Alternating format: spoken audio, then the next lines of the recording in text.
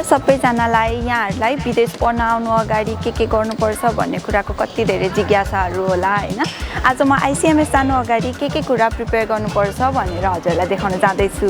अनि यदि हजुरहरु ICMS हैन अरु कुनै कलेज जाँदै हुनुहुन्छ भने पनि यो भिडियो चाहिँ हजुरलाई एकदमै हेल्पफुल हुन सक्छ सो कम लेट्स गो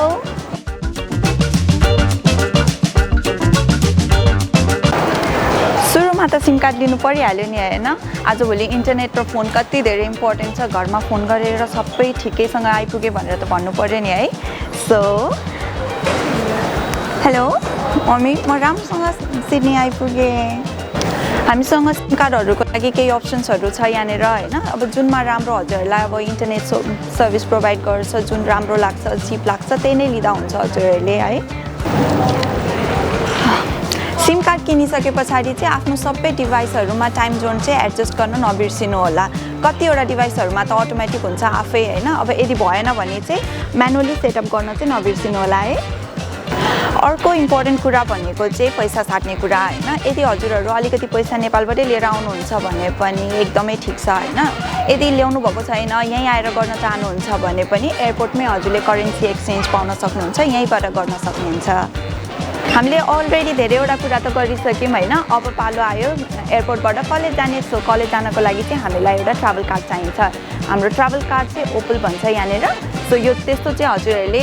जुनै पनि कन्भिनियन्स स्टोरबाट किन्न सक्नुहुन्छ अहिले हामी एयरपोर्टबाट एउटा ट्राभल कार्ड किनौं त्यसमा हामीले अराउन्ड $50 चाहिँ हाल्नुपर्छ किनभने एयरपोर्टबाट सेन्ट्रल जानलाई नै हामीलाई $20 लाग्छ सो अब ट्राभल कार्ड किनौं अनि यदि पछि हजुरले चाहिँ आफ्नो बैंक कार्ड बनाइसकेपछि डाइरेक्ट बैंकबाट पनि ट्राभल गर्न कार्डबाट पनि ट्राभल गर्न सक्नुहुन्छ है त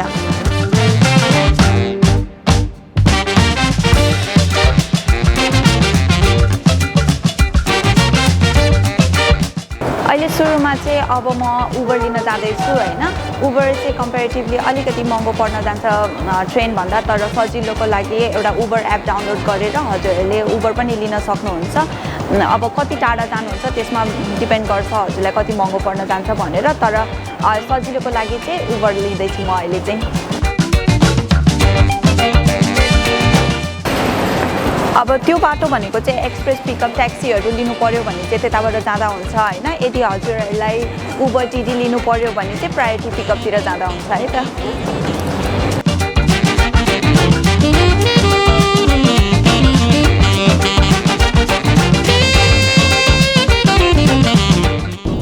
सिटीमा छिटो सजिलो र भरपर्दो तरिकाले ट्राभल गर्नको लागि चाहिँ एउटा आफूसँग उबर एप हुन चाहिँ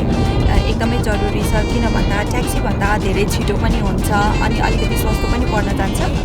अनि हजुरहरु अब बाहिरबाट आउँदाखेरि चाहिँ धेरै छिटो पनि उबर एप डाउनलोड नगर्नु एयरपोर्टमा किनभने एयरपोर्टमै भइराखेको हुन्छ उबरहरु सो छिटै आइहाल्छ अनि उबरमा ट्राभल गर्न चाहिँ एकदमै छिटो भएको भएर चाहिँ यो एप डाउनलोड गर्न चाहिँ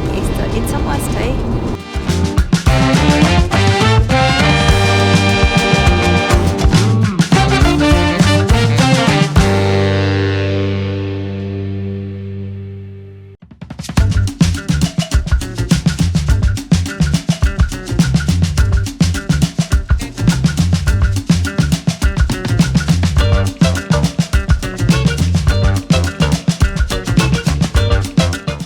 अब हामी म्यानली क्याम्पस ICMS आइसकेको छौं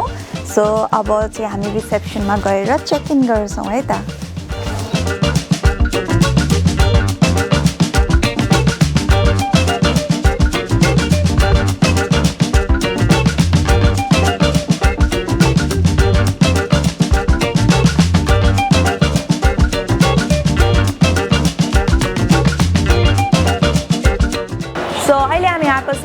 W यहाँ चाहिँ आफ्नो नेसेसिटिजको सामानहरु सबै पाउँछ हैन जस्तै टावल टुथपेस्ट अनि आफ्नो स्याम्पूजहरु